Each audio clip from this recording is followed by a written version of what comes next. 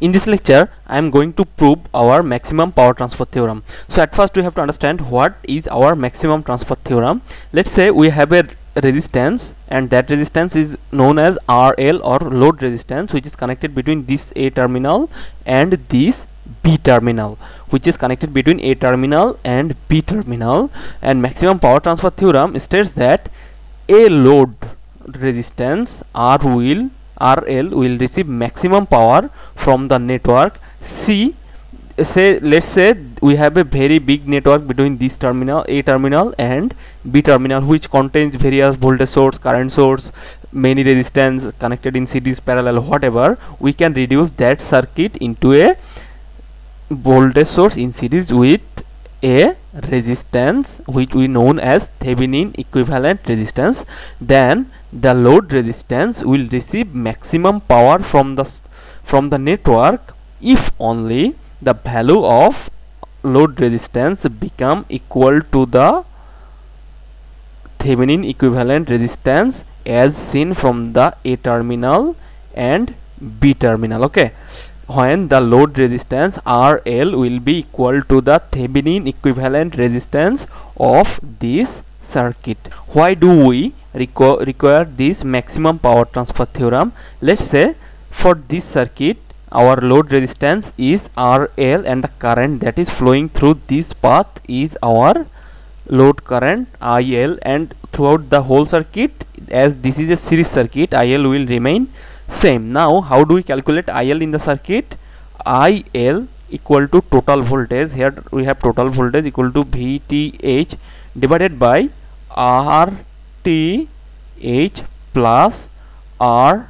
Okay, this is our total current which is flowing throughout this circuit. Now if I want to calculate this current, if I want to calculate the power drop through this RL, it will be power drop across RL equal to PL will be equal to I square R. Here the current flowing through this resistance is IL and the resistance has a value of RL. Okay, now see, if the value of RL is equal to 0, okay, if RL equal to 0, that means these two, this terminal and this terminal will get shorted. This A terminal and this is our B terminal gets shorted. Okay, when these two terminal gets shorted, if I want to calculate our PL equal to IL square into RL, as here between these two terminal RL equal to 0, then we will get the power drop throughout this path is equal to 0. Okay, now let's consider another case. If RL is very high means it tends to infinity. Okay, not infinity but tends to infinity, which indicates a very high value. Then these two terminal will act like an open circuit. That means in that case our circuit will look like this. As resistance is very high, R tends to infinity, therefore these two terminal will act an open circuit. The path between these two terminal will act like an open circuit, therefore the current through this path IL will be equal to 0. Now if I want to calculate the power drop PL through this path, we will get PL equal to IL square RL, where IL equal to 0 and RL is very high value, therefore power drop is equal to 0. Now see, when RL has a very smaller value, that is RL equal to 0, we get power drop equal to 0. When RL gets very high, also we get our power drop 0. So there must be an optimal condition for which the load resistor will receive maximum power, and from this circuit I will derive that. I will require to find out the maximum and minimum point of a function. How do we find the maximum and minima of a function? I would like to request you to check this video from the Khan Academy. A function, let's say that function is y equal to fx.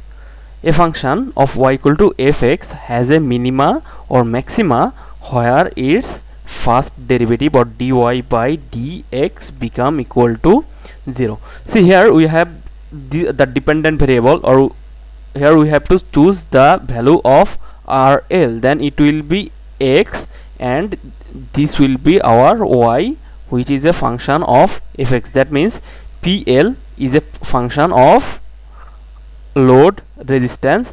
I have to if I want to find the maximum value of PL, I have to take the first derivative of PL with respect to RL, and the first derivative of PL will be equal to 0. Okay, now see, here we have the equation of PL.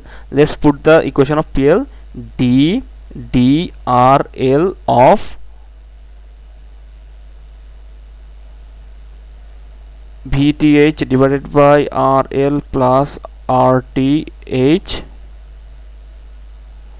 whole square into RL will be equal to 0. Now let's continue. See, this VTH is constant, therefore I can take it out from our derivative. VTH whole square d drl of